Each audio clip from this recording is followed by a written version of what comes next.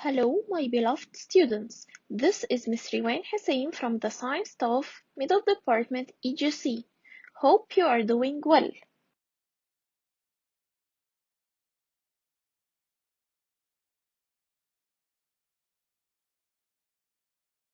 For today, we are going to cover Lesson 2 in Unit 1 for Middle 1 students.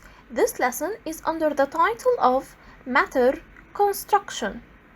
Actually, from the title, you will see that the lesson is talking about the construction of matter. So let me start first with matter. We have studied in lesson 1 that matter is anything that has mass and occupies a space, as a table, a window, water, even the air we breathe. Also, we have studied in lower classes that matter exists in 3 states: solid, liquid, and gases. Moving to the word construction, it means the building unit or the structure of a substance. So, in this lesson, we are going to study the structure of matter. Have you ever asked yourself, how can we build a city? When building a city, we start with bricks. Many bricks joined together make a wall. Walls working together make a building, and many buildings complete the city. Or do you remember what is the building unit of the living organisms? The human body is put together in a similar way. Humans start with cells. Many cells joined together make tissue. Tissue working together make an organ, and many organs make a system. So what about matter? What is the building unit of the matter? Let's perform an activity to show the construction of matter. Take some incense sticks and smell them. Place them in any corner of the room. Light the incense sticks.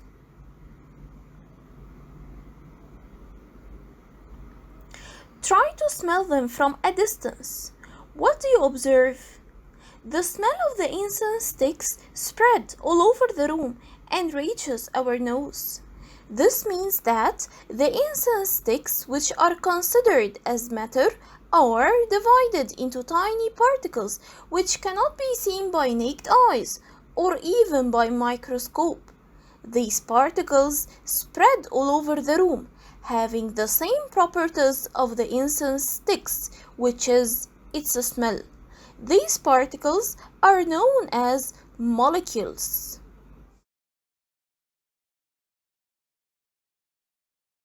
So, we conclude that matter in any state, solid, liquid, or gas, is formed of very small units known as molecules.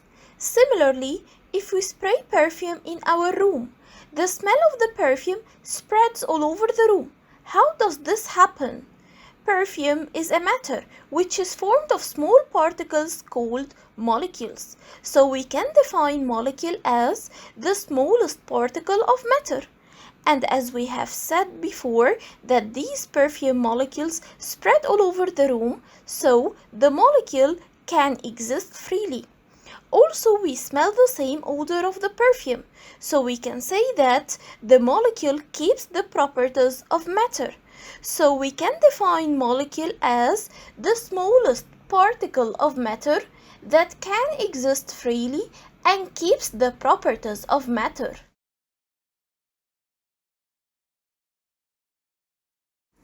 We will explore the properties of molecules of matter by doing some exciting experiments so that you can get a visual feel of it.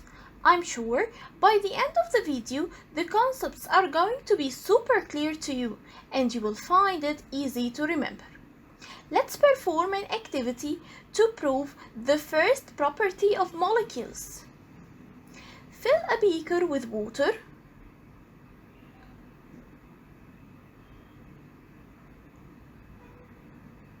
Add a drop of potassium permanganate solution to the water. would you observe? The violet color of potassium permanganate spreads in the water. This means that the potassium permanganate dissociates or breaks into particles that spread among the water molecules. This proves that molecules of potassium permanganate are in continuous motion. Now, let's visualize this scenario. So, imagine we zoom into this glass of water a million times. So how is it going to look? It probably looks something like this. The white balls here represent the water molecules, and when we add a drop of potassium permanganate into water, it breaks up into tiny particles like this represented by the red balls. And since the particles are constantly moving, they spread across the water molecules. This proves the first property of molecule, which is molecules of matter are in continuous motion. So, as we said before, that matter in any state, solid, liquid, and gas, are in continuous motion. As you can see in the picture, motion of solid molecules is limited, or it seems as vibratory motion. Motion of liquid molecules is free. Motion of gaseous molecule is completely free. Now, let's take a look at the second property of molecules by performing this activity. Measure 25 cubic centimeter of water by a graduated cylinder.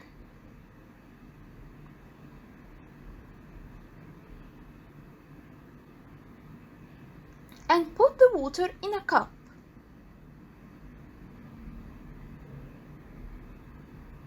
Measure 25 cubic centimeter of alcohol by a graduated cylinder.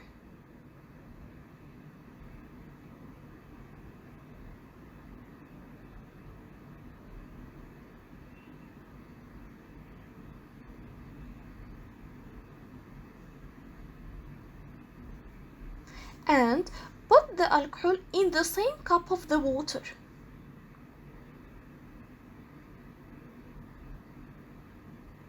Mix water and alcohol together and measure their volume by a graduated cylinder.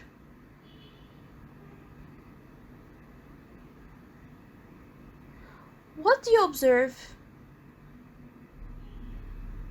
The volume of water and alcohol is less than 50 cubic centimeter, or the sum of them before mixing.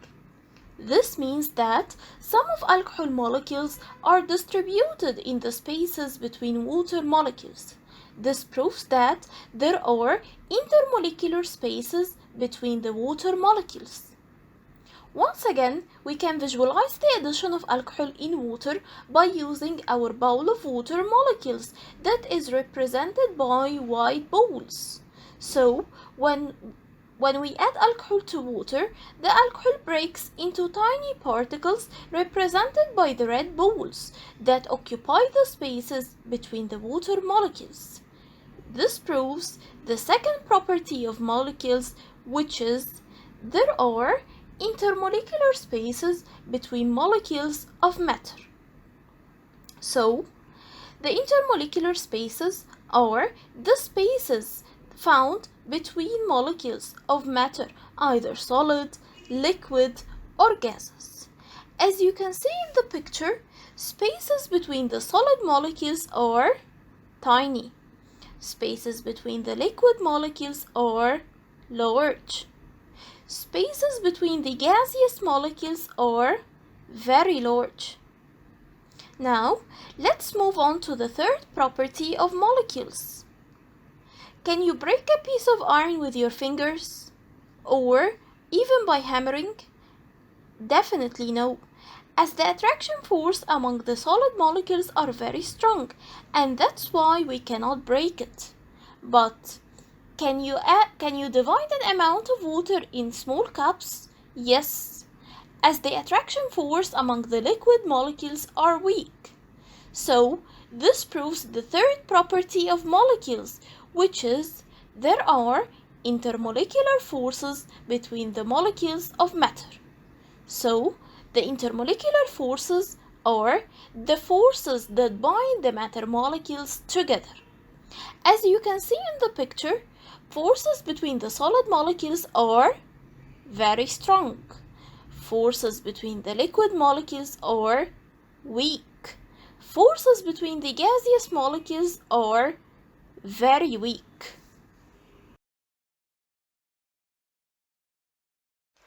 Are you ready to explore the three states of matter with me?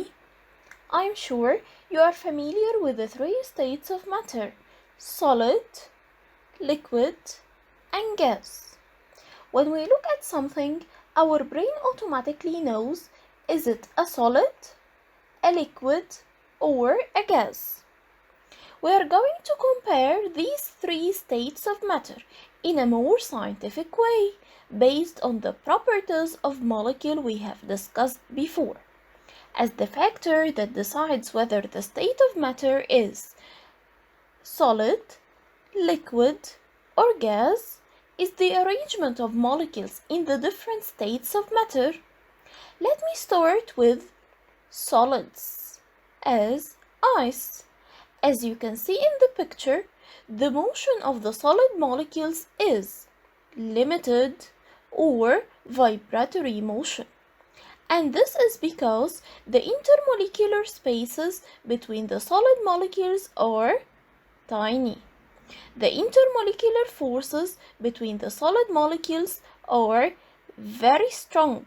So, this arrangement of molecules in a solid substance gives solids a definite shape and a definite volume.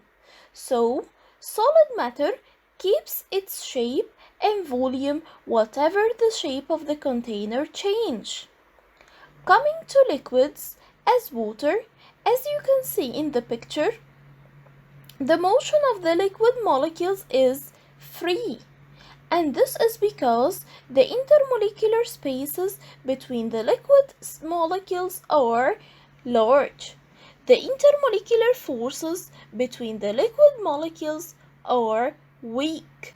So this arrangement of molecules in a liquid substance gives liquid indefinite shape and definite volume.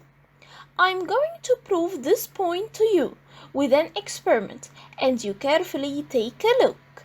What is the change in shape and volume of liquids? Collect different containers of various shape, like a beaker, a conical flask, and a cylindrical jar.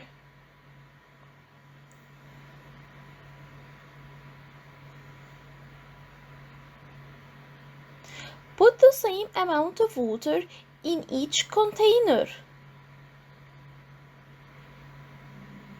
What do you conclude? Liquids have definite volume and indefinite shape. So, liquid matter takes the shape of the container. Now, let's take a look at the third state of matter, which is gases, as water vapor. As you can see in the picture, the motion of gaseous molecules is completely free. And this is because the intermolecular spaces between gaseous molecules are very large. The intermolecular forces between the gaseous molecules are very weak. It almost not exists. So, this arrangement of molecules in a gaseous substance gives gases an indefinite shape and indefinite volume.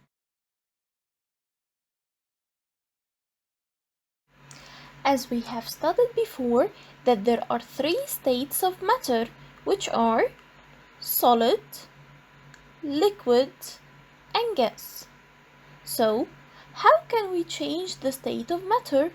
Let's say we want to go from solid state as ice to liquid state as water.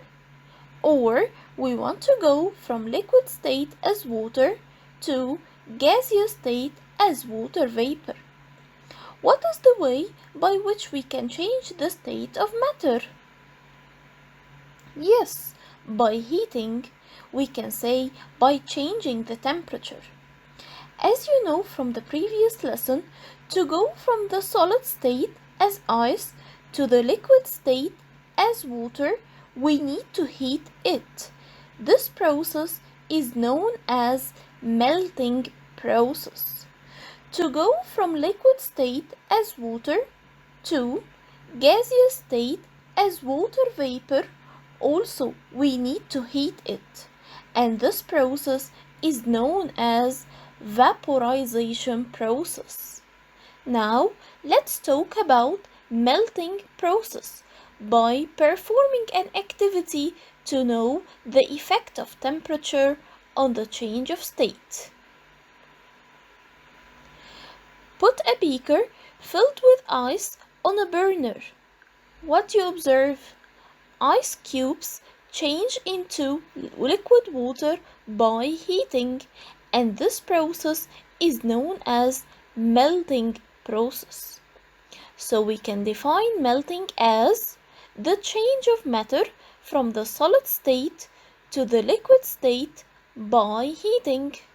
Now, let's visualize the melting process based on the molecular structure by taking a closer look to what is happening here. When a solid substance is heated, its molecules gain thermal energy, increasing the speed of molecules. The intermolecular spaces between molecules increase. The intermolecular forces between molecules become weak, so the motion of molecules becomes free.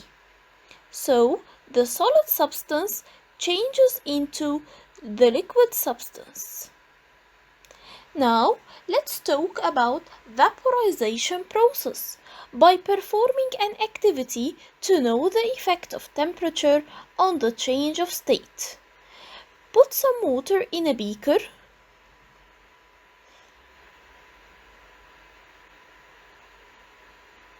Place the beaker containing water on a burner. What you observe? Water changes into water vapor by heating, and this process is known as vaporization process. So we can define vaporization process as the change of matter from liquid state to gaseous state by heating. Now let's visualize the vaporization process based on the molecular structure by taking a closer look to what is happening here. When a liquid substance is heated, its molecules gain thermal energy, increasing the speed of molecules. The intermolecular spaces between molecules increase. The intermolecular forces between molecules become very weak. The motion of molecule becomes completely free. So the liquid substance changes into gaseous substance.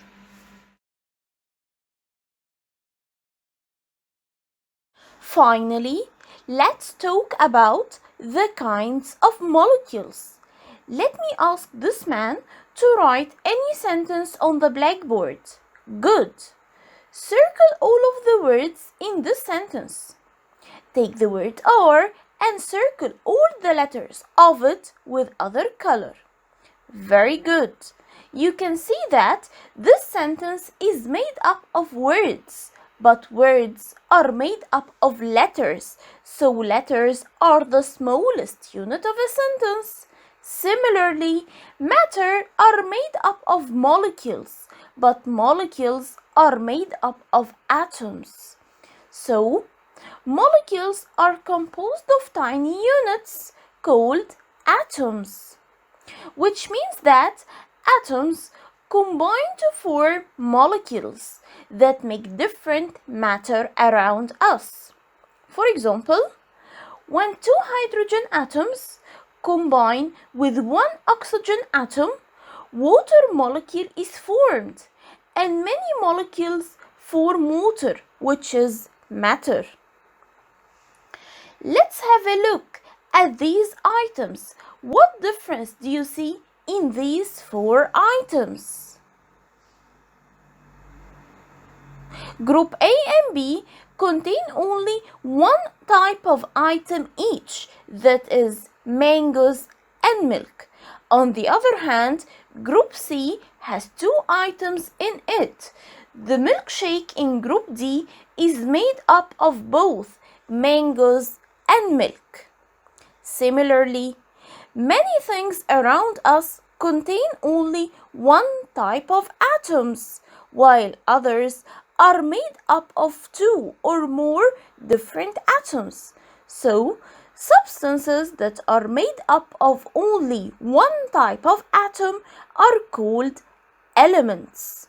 On the other hand, substances that are made up of 2 or more different atoms combined chemically with a fixed ratio are called compounds.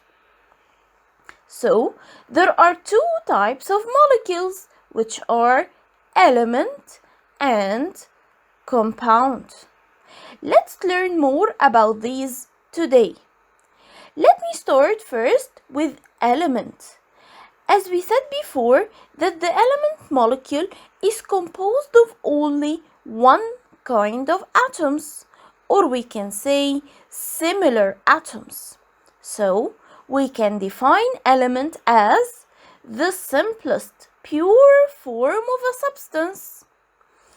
If you kept hitting a piece of gold with a hammer, the pieces would get smaller, but each piece will always be gold, not anything other. So, we can say that the element cannot be decomposed or analyzed into a simpler form. So, element is the simplest pure form of a substance that cannot be decomposed or analyzed into a simpler form. Molecules of element are formed of either one atom or 2 atoms. When the element molecule is formed of one atom, in Latin language, 1 means mono, so we call it as monoatomic element. Let's use some colored beads to understand how monoatomic elements look like. You know that the monoatomic element molecule is formed of one atom only. So here we go. One atom forms a monoatomic element molecule. Examples of monoatomic element molecules, as we said before, that there are 3 states of matter.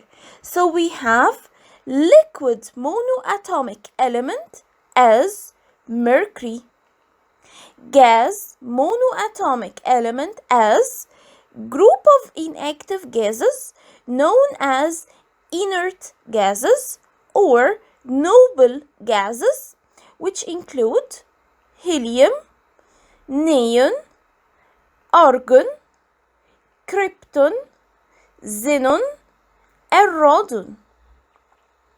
Let's understand this with an animation.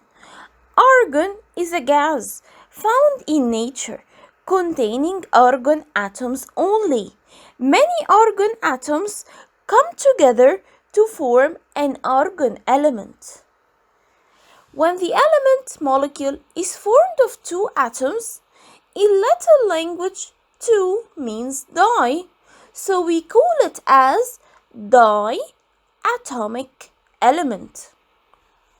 Let's use some colored beads to understand how diatomic elements look like. You know that diatomic element molecule is formed of 2 atoms. So here we go. 1 and 2 atoms put together to form a diatomic element molecule. Examples of diatomic element molecules, as we said before, that there are 3 states of matter. So we have liquid diatomic element as bromine, gas, diatomic elements as group of active gases which include hydrogen, nitrogen, oxygen, chlorine, and fluorine. Let's understand this with an animation. Oxygen gas present around us contains 2 atoms of oxygen combined to form oxygen molecule. Now, let's move to the compound. As we said before, that the compound molecule is composed of different atoms. For example, the water we drink is a compound containing 1 oxygen atom and 2 hydrogen atoms. So, we can define compound as the product of combination of 2 or more different elements. We've seen that when 2 hydrogen atoms and 1 oxygen atom combine chemically, water is formed. In other words, whenever hydrogen and oxygen combine in a 2-to-1 ratio, the product will be always water. The change in this ratio between hydrogen and oxygen atoms will result in a completely different compound. So, we can say that the compound is formed with constant weight ratio. So, compound is the product of combination of 2 or more different elements with constant weight ratio. Let's study some examples of compounds. Example 1 is hydrogen chloride molecule. It is a product of combination of 1 hydrogen atom represented by letter H and 1 chlorine atom represented by letter Cl.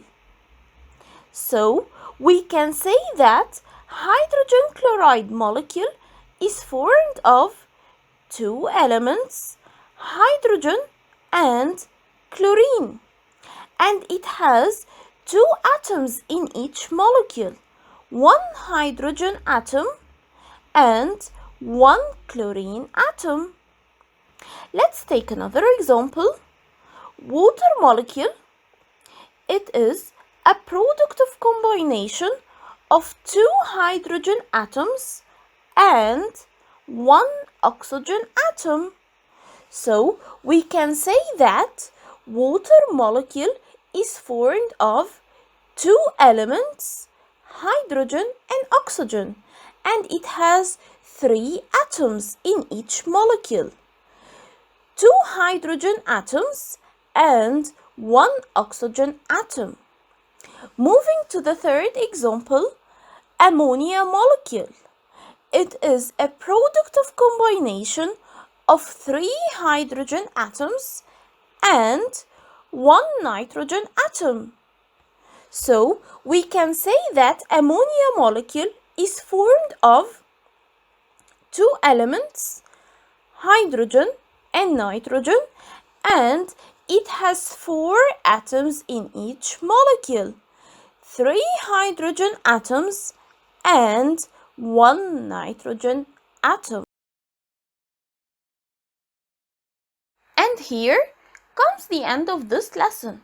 So, let's recap the highlights of the lesson. We've learned the matter construction in 3 main points, which are the construction of matter, the properties of molecules, and finally the kinds of molecules. We've started by the construction of matter.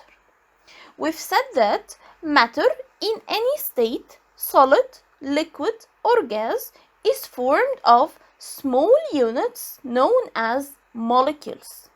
We've defined molecules as the smallest particle of matter that can exist freely and keeps the properties of matter.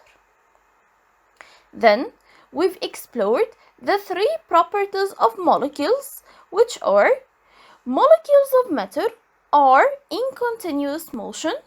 There are intermolecular spaces between the molecules of matter. There are intermolecular forces between the molecules of matter.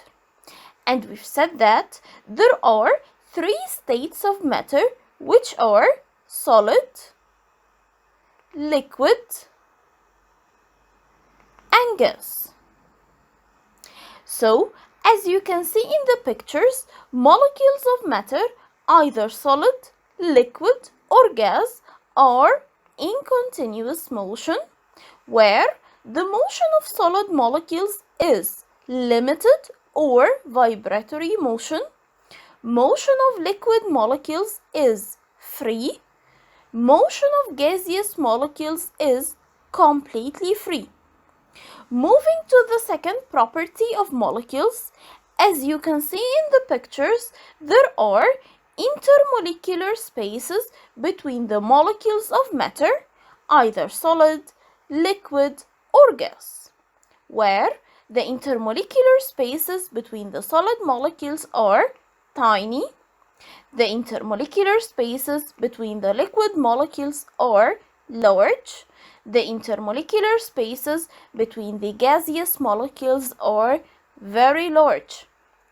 And we've defined the intermolecular spaces as the spaces found between the molecules of matter. Moving to the third property of molecules, as you can see in the pictures, there are intermolecular forces between the molecules of matter, either solid, liquid, or gas, where the intermolecular forces between the solid molecules are very strong.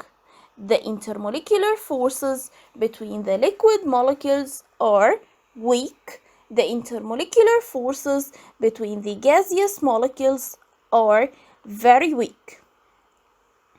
And we've defined the intermolecular forces as the forces that bind the matter molecules together. And we've concluded that solid matter has definite volume and definite shape. And this is because the motion of solid molecules is limited. The intermolecular spaces between the solid molecules are tiny. The intermolecular forces between the solid molecules are very strong. So, solid matter keeps its volume and shape whatever the shape of the container changes. Coming to liquid matter, it has definite volume and indefinite shape. And this is because the motion of liquid molecules is free. The intermolecular spaces between the liquid molecules are large. The intermolecular forces between the liquid molecules are weak. So, liquid matter takes the shape of the container. Moving to the gas matter, it has indefinite volume and indefinite shape. And this is because the motion of gaseous molecules is completely free. The intermolecular spaces between the gaseous molecules are very large. The intermolecular forces between the gaseous molecules are very weak. So gaseous matter has indefinite volume and indefinite shape. Then we move to the way by which we can change the state of matter from solid to liquid and from liquid to gas. And we've said that melting process is the change of matter from solid state to liquid state by heating, while the vaporization process is the change of matter from the liquid state to the gaseous state by heating. Finally, we've ended our lesson by the kinds of molecules, and we've said that molecules are formed of smaller units called atoms, And according to this, there are two kinds of molecules, which are elements and compounds. Starting with the elements, we've said that the element molecule consists of one kind of atoms or similar atoms. We've defined element as the simplest pure form of a substance that cannot be decomposed or analyzed chemically into a simpler form. We've also said that element molecules are either monoatomic elements or diatomic elements. Examples of monoatomic liquid element is mercury.